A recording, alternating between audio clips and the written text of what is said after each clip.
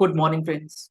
GST platform के YouTube channel में आप सभी का स्वागत है। जी हाँ फ्रेंड्स, जीएसटी के अंदर भर भर के नोटिसेस जो हैं आपको दिए गए होंगे, जिसके अंदर आपको कुछ इस तरीके का एक अटैचमेंट जो है वो दिया जा रहा है, जिसमें लिखा गया है attachment to determination of tax. इसके साथ एक DRC-01 की कॉपी भी आपको दी जा रही है।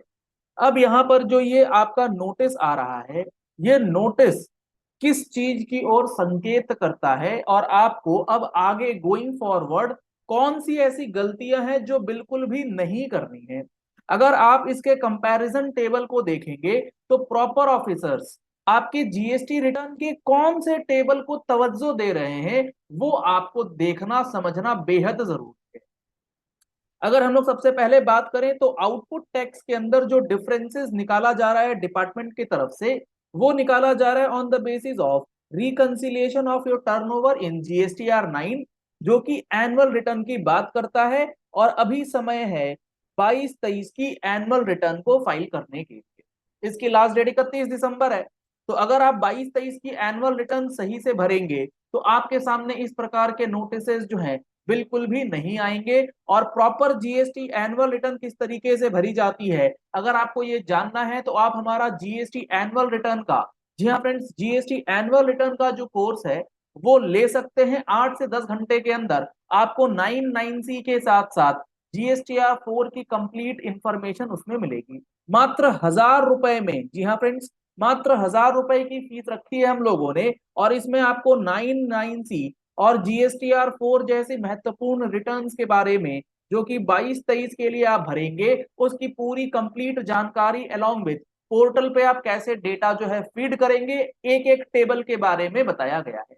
अगर आप इस जीएसटी एनुअल रिटर्न के कोर्स को लेना चाहते हैं तो नंबर्स आपको स्क्रीन पे दिए गए हैं। इन नंबर्स पे कॉल करके, व्हाट्सएप करके आप जीएसटी एनुअल रिटर्न की कोर्स ले सकते हैं। और फुल जीएसटी कोर्स लेना चाहते हैं जिसमें एनुअल रिटर्न भी आपको मिलेगा, 180 घंटे का ये क्लास होगा, तो उसके लिए भी आप फुल जानकारी भी इस नंबर पे कॉल या व्हाट्सएप करके जो है वो ले सकते हैं। लेकिन एनुअल रिटर्न सही से भरना आपके लिए क्यों जरूरी है, आगे आपको समझ आएगा।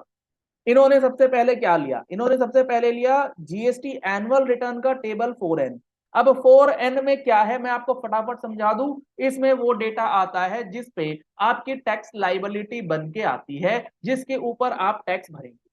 उन्होंने उठाया कि आपने जीएसटी एनुअल रिटर्न के अंदर टैक्सेबल सेल्स और रिलेटेड आउटपुट कितना दिखाया।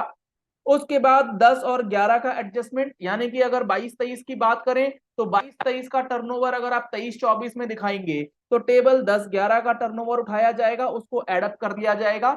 और अगर 11 में है तो उसको रिड्यूस किया जाएगा। क्यों ऐड होता है, क्यों रिड्यूस होता है, पूरी कंप्लीट केस स्टडीज के साथ आपको हमारे कोर्स में समझ में आएगा। आगे इन्होंने लिखा add tax on deemed supplies. जी हाँ फ्रेंड्स, डीम्ड सप्लाईज क्या होती हैं। डीम्ड सप्लाईज के अंदर जो आपका सेक्शन कह रहा हूं मैं, जो आपका जीएसटी एनुअल रिटर्न का टेबल 16 भी है, भले ही वो ऑप्शनल था, लेकिन एनुअल रिटर्न को कंपेयर करते समय जब नोटिसेस दिए जा रहे हैं तो इन टेबल्स को भी मद्देनजर रखते हुए कि कोई डेटा आपका उसमें आया है या नहीं आया है, वो चीजें देखी जा रही।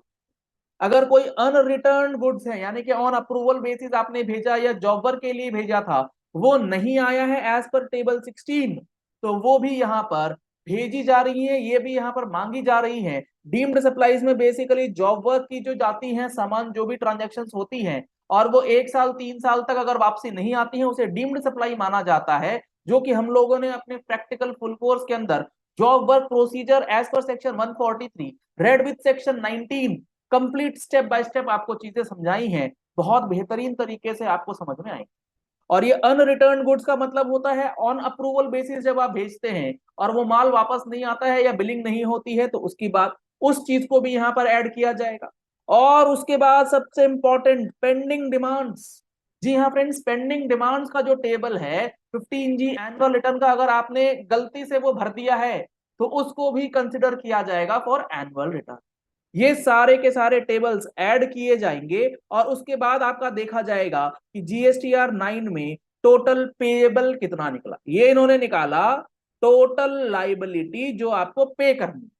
अब इसके बाद वो देखेंगे GSTR 9 का टेबल 9, जिसके थ्रू आप अपनी लाइबिलिटी पे करके आते हैं, जहां पर पेएबल और पेड दो टेबल्स होते हैं, दोनों का अलग अलग रेलिवेंस जो है वो आपको देखने को मिलेगा। तो यहां पर वो अमाउंट दिया जाएगा कि कितना आपने कैश के थ्रू पे किया, और टेबल नंबर 9 में आईटीसी के थ्रू कितना पेमेंट किया है वो अमाउंट एडप्ट किया जाएगा।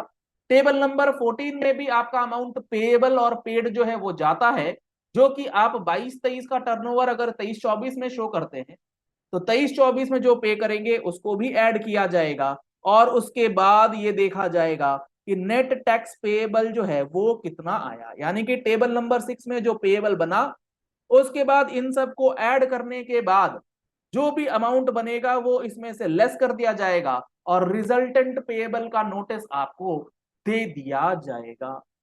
तो यहां आप देख पा रहे हैं table number 6 minus table number 7 जो आपने पे किया कैश के थ्रू, आईटीसी के थ्रू, डिफरेंशियल टैक्स जो आपने अमेंडमेंट्स करके या फिर डिक्लेयर ही किया हो बाद में तो उसका एडजस्टमेंट करने के बाद जो अमाउंट बना उसका आपको आउटपुट टैक्स का नोटिस थमा दिया। अब ये आपको बताना है कि ये आपने किस तरीके से पे किया। ये हो गई बात आउटपुट टैक्स लाइबिलिटी।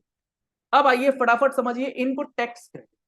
आप इनपुट टैक्स क्रेडिट भी क्लेम करते हैं, ये सबसे ज्यादा इंपॉर्टेंट है। इसमें सबसे पहले ये उठाएंगे टेबल नंबर 8A, और टेबल नंबर 8A में कौन सा फिगर आएगा? टेबल नंबर 8A में आएगा आपका जीएसटीआर 2A का डेटा, जो कि कट ऑफ डेट से पहले आपके सप्लायर ने फाइल कर। उसके बाद ये उठाएंगे आईटीसी फ्रॉम आईएसडी, यानी कि जो जीएसटीआर 3B, जी हाँ फ्रेंड्स, जीएसटीआर 3B का आपका 4A4 का टेबल है जो कि आपने आईएसडी के थ्रू लिया है, क्योंकि वो आपके 2A में नहीं आ रहा हो। 2A में तो आएगा लेकिन 8A में नहीं आ रहा होगा, तो वो आपको यहां पर ऐड किया जाएगा कि आईएसडी के थ्रू कितना इनपुट टैक्स क्रेडिट आपके पास फ्लो हुआ एज पर 3B। इसके बाद लिया जाएगा यहां पर 4A1 plus 4A2 ITC from imports table. GSTR 3B अगर आप देखेंगे, जो कि हमने अपने प्रैक्टिकल फुल कोर्स के अंदर, या फिर आप अगर जीएसटी का रिटर्न कोर्स लेते हैं उसमें आपको 13B भी बताया गया है, तो उसमें 4A1 और 4A2 की बात करेगी। 4A1 में इंपोर्ट ऑफ गुड्स, 4A2 में इंपोर्ट ऑफ सर्विसेज की बात करी जाएगी, जिसमें इंपोर्ट ऑफ सर्विस के अंदर तो आपको रिवर्स चार्ज में पे करना है, बट इंपोर्ट ऑफ गुड्स में रिवर्स चार्ज नहीं होता है, वो तो आप कस्टम में पे करके आते हैं बिल ऑफ एंट्री पे, लेकिन आईटीसी तो क्लेम करोगे। तो 4A1 4A2 को ऐड किया जाएगा इस टेबल 8A के साथ। टोटल इनपुट टैक्स क्रेडिट ही तो देखना है। ये आपका हो गया डोमेस्टिक परचेज, ये हो गया आईएसडी परचेज, ये हो गया इंपोर्ट। टोटल टोटल इनपुट आपका यहां पर निकल के आएगा। उसके बाद यहां देखा जाएगा 4A3, यानी कि आप विद इन इंडिया ट्रांसपोर्टर की सर्विस लेते हैं, उस पर आप रिवर्स चार्ज पे करते हैं, और उसका आईटीसी लेते हैं तो वो 4A3 में आ जाएगा। इसके बाद आपका देखा जाएगा जो आईटीसी ब्रॉट फॉरवर्ड है। जी हाँ फ्रेंड्स, जो आप ब्रॉट फॉरवर्ड आईटीसी यानी कि 22-23 का इनपुट टैक्स क्रेडिट अगर आप 23-24 में क्लेम करेंगे है तो वो 22-23 का, तो टेबल 8C वाला फिगर जो है वो कंपेयर किया जाएगा। उसके बाद यहां पर रिवर्सल्स जो है टेबल 4B के अंदर, जी हाँ फ्रेंड्स, टेबल 4B के अंदर जो आपका रिवर्सल बन रहा है वो अमाउंट भी इस नोटिस के अंदर आपसे पूछा जाएगा। वो बताएंगे डिपार्टमेंट कि आपने कितना रिवर्स किया है 3B के टेबल 4B में। ये अमाउंट जो है वो माइनस किया जाएगा, और उसके बाद निकाला जाएगा कि नेट आईटीसी कितना अवेलेबल है। तो यहां पर पॉइंट नंबर 1 को ऐड किया जाएगा, 2A वाला आईटीसी, आईएसडी वाला आईटीसी, इंपोर्ट वाला आईटीसी, रिवर्स चार्ज वाला आईटीसी, और उसके बाद आपका रिवर्सल जो है 4B का वो माइनस करने के बाद आपका net input tax credit available जो है वो निकाला जाएगा।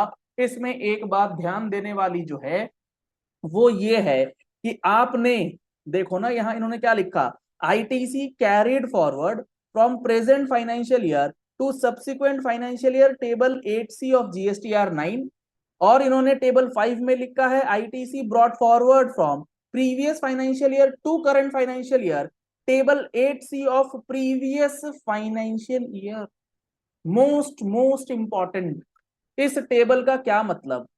अगर हम लोग 22-23 की बात करें तो 22-23 के इनपुट टैक्स क्रेडिट को निकालने के लिए आपका 21-22 का जो table number 8C of GSTR 9 है उसको ऐड करेगी गवर्नमेंट, और इस साल का आईटीसी जो आप नेक्स्ट ईयर लेंगे उसको माइनस करेगी, और अकॉर्डिंगली देखेगी कि इस साल आपका कितना इनपुट टैक्स क्रेडिट अवेलेबल था, और उसके बाद आपने टेबल 4C में कितना इनपुट टैक्स क्रेडिट जो है वो अवेल किया है या फिर क्लेम किया है। और टेबल 4C GSTR 3B का जो है वो इसी तरीके से निकलता है, जिसमें 4A1, 4A2, 4A3, 4A4, 4A5 भतीले भतीले तरीके के यहाँ आईटीसी मिलेंगे, चाहे वो आईएसडी का ले लो, चाहे वो आरसीएम का ले लो, चाहे वो इंपोर्ट्स का ले लो, चाहे वो ऑल अदर आईटीसी ले लो। उसके बाद 4B1 और 4B2 का रिवर्सल होता है और लास्ट में बचता है आईटीसी अवेल्ड और क्लेम्ड। तो इस फिगर को अब मैच किया जाएगा